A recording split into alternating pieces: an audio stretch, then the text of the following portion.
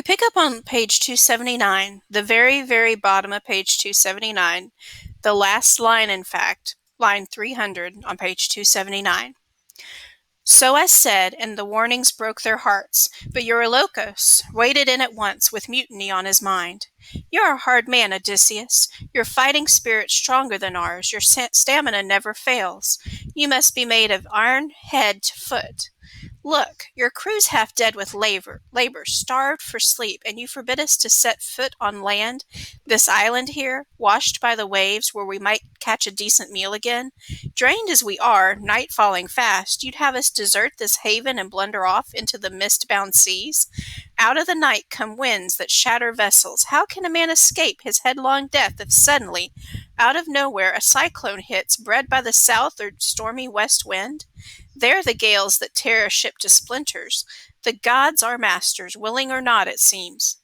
No, let's give way to the dark night, set out our supper here, sit tight by our swift ship, and then at daybreak board and launch her, make for open sea.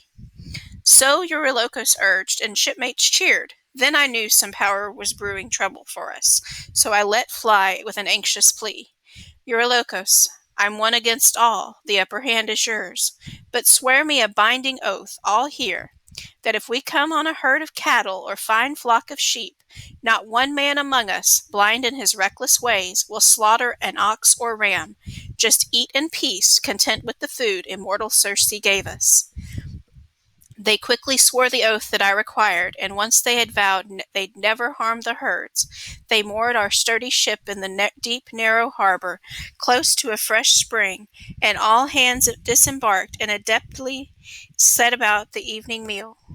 Once they'd put aside desire for food and drink, they recalled our dear companions, wept for the men that Scylla plucked from the hollow ship and ate alive, and a welcome sleep came on them in their tears.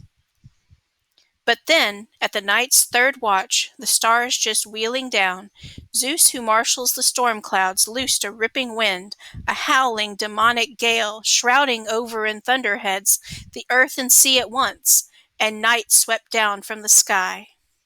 When young Dawn with her rose-red fingers shone once more, we hauled our craft ashore, securing her in a vaulted cave, where nymphs have lovely dancing rings and hold their sessions. There I called a muster, warning my shipmates yet again. Friends, we've food and drink aplenty aboard the ship. Keep your hands off all these herds, or we'll pay the price.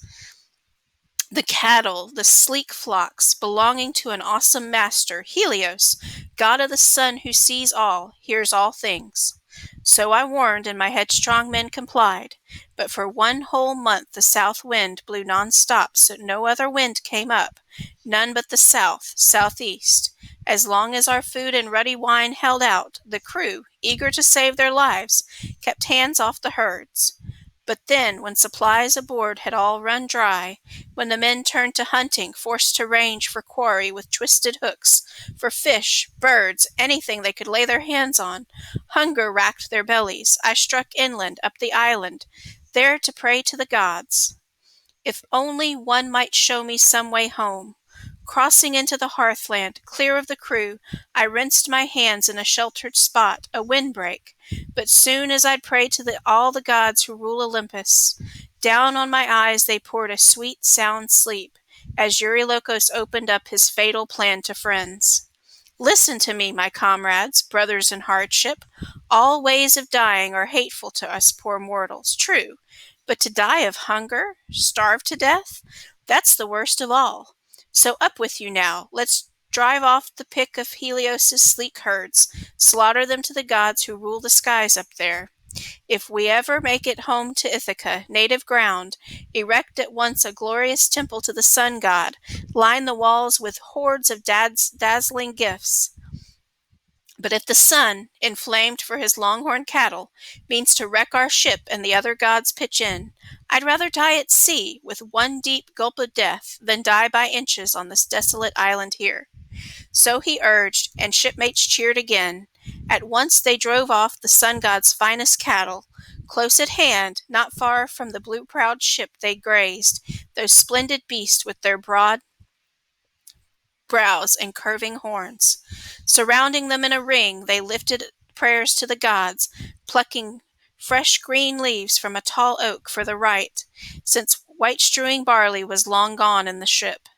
Once they prayed, slaughtered, and skinned the cattle, they cut the thigh bones out.